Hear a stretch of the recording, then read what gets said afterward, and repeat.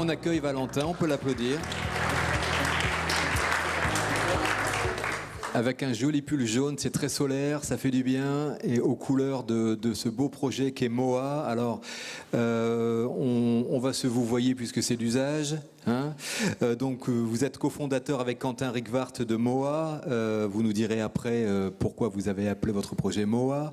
On va prendre une grande goulée d'air avec vous, puisque en fait, le pitch, c'est aider chacun à vivre en bonne santé et à tous âges. Vous proposez avec une application un compagnon de la santé. L'idée de départ, c'est le manque d'éducation aux soins, à la santé en France, et également le manque de prévention santé globalement au sein des entreprises. Il y a beaucoup de travail à faire. Vous proposez une solution digitale entre l'algorithme, c'est pour ça que vous êtes à Euratechnologies, et en compétences santé, c'est pour ça que vous êtes également incubé au sein d'Eura Santé, une double incubation. Comme ça, on ne peut pas se planter, c'est sûr, c'est ceinture et bretelles. Et le rapport au travail, bien sûr, a changé avec cette crise sanitaire. Il continue de changer, et c'est pour ça qu'on va bien vous écouter. Vous avez 7 minutes pour nous présenter Moa, votre mieux-être à portée de main. À vous de jouer, 7 minutes, pas une seconde de plus. Merci beaucoup Yannick pour cette présentation. Merci à tous d'être ici pour écouter ce que j'ai à vous présenter ce soir. Donc c'est vrai que Moa, on s'est donné comme mission d'entreprise d'aider chacun à vivre mieux à tout âge en bonne santé. Et pour faire ça, je vais tout de suite vous donner un cas pratique, celui de Karine. Karine, aujourd'hui, c'est une salariée d'entreprise qui est malheureusement en situation de mal-être physique, mentale et sociale. Et malheureusement, elle ne sait pas comment s'y prendre pour prendre soin de soi, pour se prendre soin d'elle, au quotidien. Derrière, il y a son employeur. Et son employeur, il a une problématique, c'est qu'il a observé que Karine, elle ne va pas bien. Mais malheureusement, c'est assez touchy de s'engager pour le bien-être de son salarié. Alors comment faire pour l'accompagner? Mais comment faire pour accompagner tous ses collaborateurs qui peuvent se retrouver dans cette situation et qui finalement ont des coûts humains, mais ont des coûts aussi financiers pour l'entreprise et ses performances. Ces coûts, ils sont mesurables aujourd'hui. Ils sont mesurables et ils représentent en moyenne 14 000 € par an et par collaborateur. Mais le problème, c'est que les entreprises, elles n'ont pas l'expertise, elles n'ont pas le temps de pouvoir accompagner finalement l'ensemble de ces populations. C'est pourquoi avec Moa, on a choisi aujourd'hui de faciliter l'accès à un état de mieux-être. Et pour faire ça, on a développé 2 solutions. Une première, un compagnon de bien-être qui permettra à chacun de développer son bien-être au quotidien. De l'autre, des services qui permettent à l'entreprise de concevoir et piloter sa stratégie de qualité de vie au travail. Alors si on reprend le cas de Karine, quand on lui met à disposition à travers de son entreprise notre application, elle va pouvoir évaluer de manière scientifique son bien-être. Cette évaluation, une fois qu'elle rentrera dans nos algorithmes, lui permettra de bénéficier de contenus, de programmes personnalisés que l'on crée aujourd'hui avec plus d'une quinzaine d'experts du bien-être et de la santé. Finalement, ce qu'on propose à Karine, c'est un accompagnement jour après jour sur les dimensions physiques, mentales et sociales. Un vrai compagnon. De l'autre côté, on a l'entreprise et grâce aux données que l'on fait de bien-être sur les collaborateurs, que l'on remonte de manière anonyme, on est capable de montrer un scoring de bien-être à finalement son employeur. Ce scoring, qui se base finalement sur des données concrètes de bien-être et de santé, va permettre à l'équipe Moa et à l'entreprise de concevoir et de mettre en place les actions nécessaires pour améliorer la qualité de vie au travail. Ça traduit par quoi? Par des ateliers, de la formation et finalement un ensemble de solutions qui permettent d'améliorer également la qualité de vie au travail. Derrière tout ça, bien évidemment, il y a des outils de mesure d'impact. Comment on montre que le bien-être impacte finalement les aspects financiers de l'entreprise. Mais Moa, c'est pas que ça, c'est beaucoup plus, c'est toute une plateforme aujourd'hui qui demain souhaite digitaliser finalement toutes les thérapies non médicamenteuses. Comment chacun va pouvoir prendre soin de lui et finalement réussir à pouvoir développer son bien-être de lui-même. Finalement, comment on va l'éduquer à la santé, puisqu'on le sait très bien, aujourd'hui l'expression prévenir plutôt que guérir n'est pas forcément d'actualité.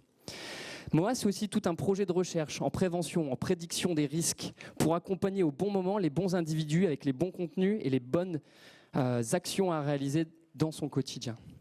Finalement, Moa, c'est aussi un tout en un, c'est une solution qui va venir influencer nos populations dans leur changement de comportement. Bien évidemment, derrière tout ça, il y a une équipe d'experts, des experts métiers qui se sont formés à l'entrepreneuriat, mais qui connaissent leur boulot. Derrière, on est accompagné par des mentors, on a 4 collaborateurs et on a plus de 15 partenaires experts qui nous permettent de pouvoir intervenir au sein des entreprises, de pouvoir créer ces solutions. Notre modèle économique est le suivant, ce sont 2 abonnements. Un premier pour l'application mobile que l'on vend par collaborateur et par mois aux entreprises. Le deuxième, c'est un deuxième abonnement. Ce sont les services qui nous permettent de piloter, concevoir et mettre en place les services de bien-être au travail, de qualité de vie au travail pour l'entreprise. Donc finalement, quelque chose d'hybride qui facilite la vie à l'entreprise.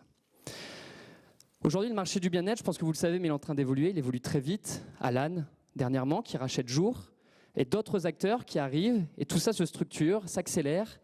Pour nous, c'est pareil, ça s'accélère, mais notre terrain de jeu aujourd'hui, c'est un marché qui représente 5% de l'ensemble du marché total du bien-être au travail, et notre terrain de jeu, c'est 5% de ce marché. Ça représente finalement un pool d'environ 180 entreprises. Derrière, forcément, on a des ambitions. Nos ambitions d'ici 2023, c'est d'aller vers le 3 millions de chiffre d'affaires avec 34 clients, 144 000 utilisateurs payants et différents emplois. Notre stratégie est la suivante, c'est qu'aujourd'hui on a beaucoup expérimenté. Moa, c'est aussi un premier pivot. C'est sur le terrain des hommes, des femmes qui se sont déjà structurés pour répondre à ce besoin de qualité de vie au travail, ce besoin de santé. Et donc on est arrivé, suite au POC que l'on a déjà réalisé, maintenant à une première commercialisation de cette application. Les services, pour le coup, c'est déjà fait. On cherche à accélérer sur ce marché, on cherche à lever 720 000 € pour recruter une équipe technique, mais également une équipe commerciale.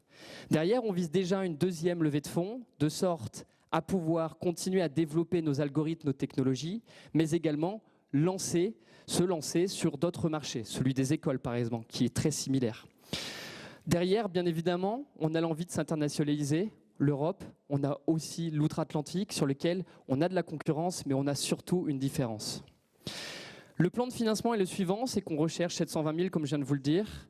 On a déjà validé 360 000 € avec différents outils financiers. Il nous reste 200 000 € de business angel, de fonds provenant de business angel aujourd'hui. C'est pour ça que je suis devant vous. À quoi vont servir les fonds ? Ils vont servir à constituer une équipe commerciale. Ils vont servir à constituer une équipe commerciale, à continuer nos prestations de recherche et de développement, à travailler avec les laboratoires, à valoriser à travers des salons nos solutions, mais également à créer d'autres contenus plus influents sur le bien-être et la santé. Investir chez moi, c'est investir aussi sur un projet qui maille des compétences territoriales. On travaille avec des laboratoires, on travaille avec des parties prenantes qui aujourd'hui nous permettent d'accélérer, d'être meilleurs sur notre marché. C'est aussi investir dans un projet qui va servir à développer durablement le bien-être et la santé. Enfin, c'est investir dans un projet qui est prêt à accélérer. On a des touches avec des mutuelles, on a des touches avec pas mal de clients sur Paris, dans le monde du luxe, dans tout secteur d'activité, c'est ce que je vous présente ici. C'est que notre modèle, il est duplicable, il est scalable. On a travaillé avec différentes entreprises dans différents secteurs d'activité à des échelles différentes. On peut mettre en place aujourd'hui des solutions pour améliorer le bien-être de nos populations. Prendre soin de ses salariés, c'est prendre soin de son entreprise. Aujourd'hui, je suis accompagné de Quentin. Bien évidemment, il y a mon équipe aussi que je représente. Si vous souhaitez avoir plus d'informations, en savoir plus sur comment investir chez moi, on est là et puis vous ne pouvez pas nous louper, on est des plus jeunes. Merci à tous.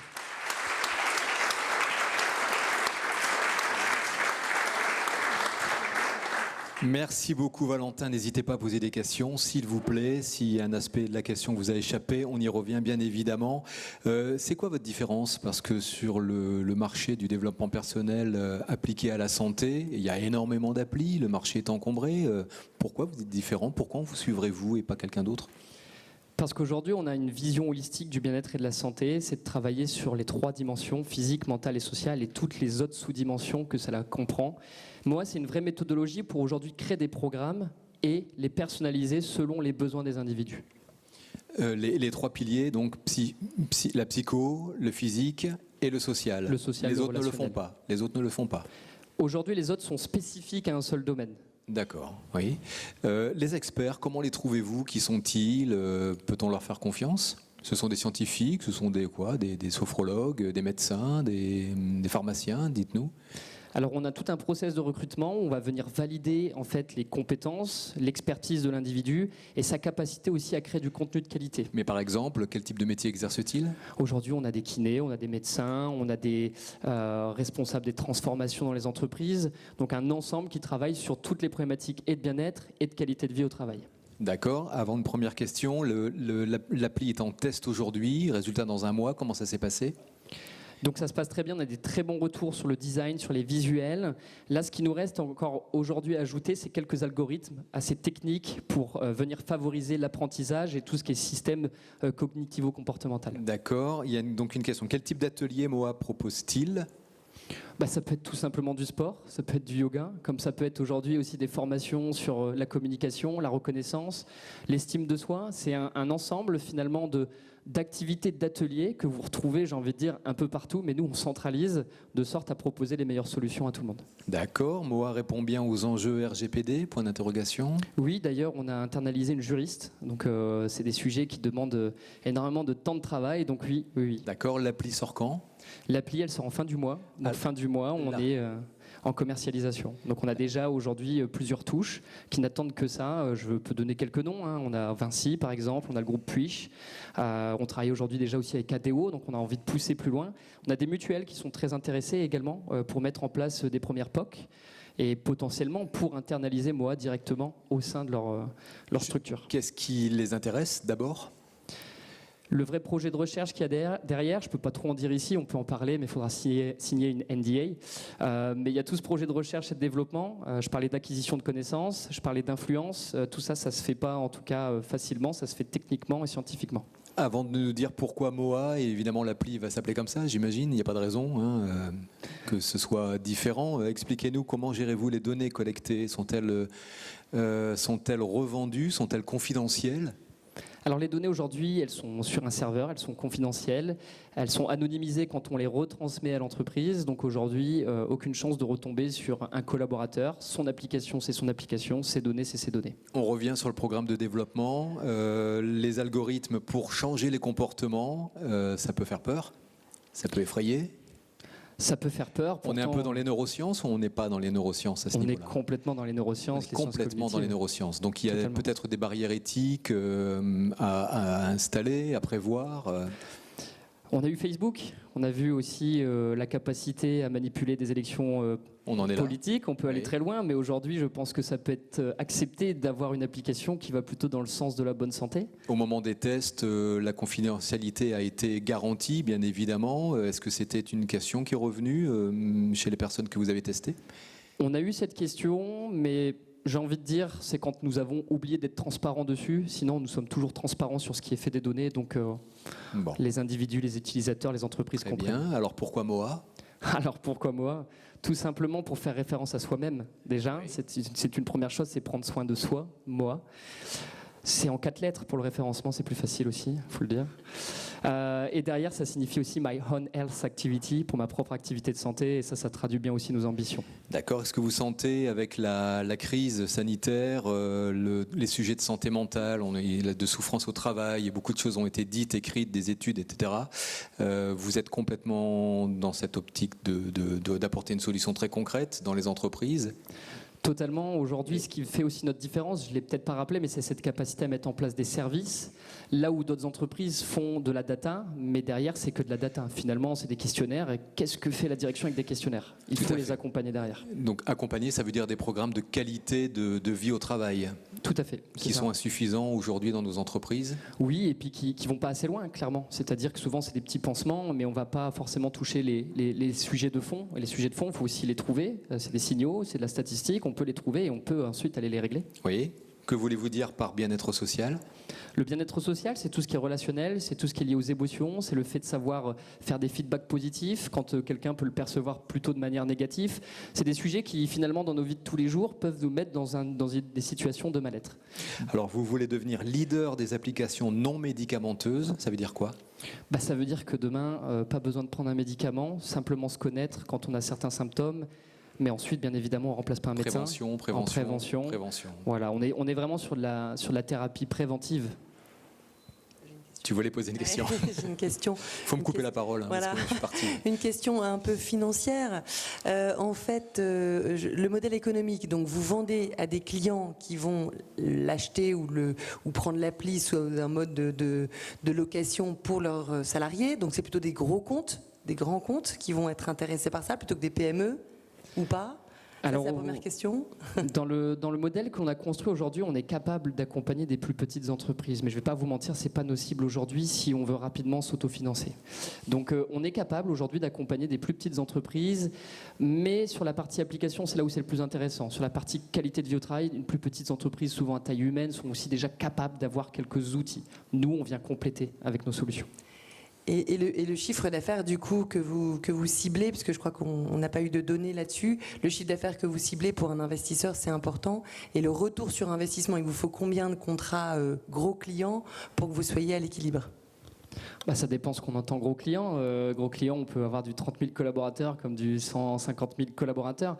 Aujourd'hui, notre capacité à s'autofinancer sur ce premier modèle B2B, en tout cas, c'est 130 000 utilisateurs payants par mois.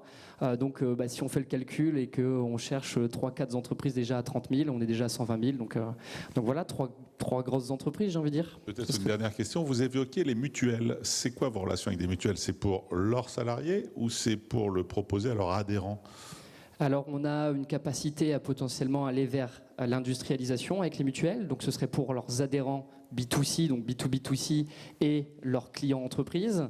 Mais c'est également aussi en interne, évidemment. Pourquoi ne pas utiliser un outil qui est pertinent et de qualité ? Très bien, le temps qui nous est imparti est terminé. Il y avait quand même une toute dernière question, 15 secondes. Les écoles demain, quel cas d'usage possible ? Alors les écoles demain, il y a plein de cas d'usage possibles, mais c'est la même chose que les entreprises. Elles veulent faire le nécessaire pour nos jeunes générations.